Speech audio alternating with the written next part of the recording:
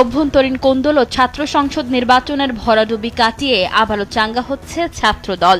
দীর্ঘ প্রতীক্ষার পর সংগঠনটির কেন্দ্রীয় নতুন কমিটি ঘোষণার প্রস্তুতি এখন চূড়ান্ত পর্যায়ে। শেষ পর্যন্ত কারা নেতৃত্বে আসছেন তা নির্ভর করছে তারেক রহমানের চূড়ান্ত সিদ্ধান্তের ওপর। বিশেষ করে সাধারণ সম্পাদক পদে কার নাম আসছে তা নিয়ে চলছে চুলচেরা বিশ্লেষণ। এই দৌড়ে বেশ কয়েকজন নেতার নাম শোনা গেলেও আলোচনায় এগিয়ে আছেন বর্তমানের আলোচিত এক মুখ। নতুন এই কমিটিতে শীর্ষ পদ পেতে ইতিমধ্যে শুরু হয়েছে দৌড়ঝাঁপ। তবে এবারে নেতৃত্বে চমক থাকার ইঙ্গিত পাওয়া যাচ্ছে।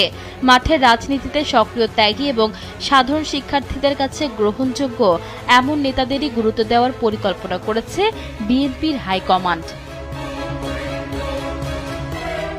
নতুন কমিটির সাধারণ সম্পাদক পদটি নিয়ে সবচেয়ে বেশি কৌতূহল নেতাকর্মীদের মাঝে। এই পদের জন্য আলোচনায় রয়েছেন বর্তমান কমিটির হেভিওয়েট কয়েকজন নেতা। তাদের মধ্যে অন্যতম শ্যামল মালুক, আমানুল্লাহ আমান, ১ নং যুগ্ম সাধারণ সম্পাদক ফারুক হোসেন এবং ঢাকা বিশ্ববিদ্যালয় ছাত্রদলের সভাপতি গণেশ চন্দ্র রায়। সংশ্লিষ্ট সূত্রে জানা গেছে, ছাত্রদলের নতুন কমিটির সাধারণ সম্পাদক পদে সম্ভাব্য প্রার্থী বেশ কয়েকজন থাকলেও এগিয়ে রয়েছেন রাজু আহমেদ। এ বিষয়ে তিনি বলেন, নতুন কমিটি একটি সাংগঠনিক প্রক্রিয়া। বিগত সময় যারা আন্দোলন সংগ্রামে মাঠে ছিল তাদেরকে দিয়ে কমিটি দিলে তৃণমূল নেতাকর্মীরা খুশি হবে। সংগঠন এবং সাংগঠনিক অভিভাবক চাইলে যে কোনো সময় কমিটি হতে পারে।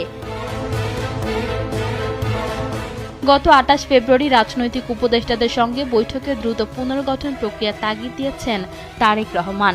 এখন শুধু ঘোষণার অপেক্ষা।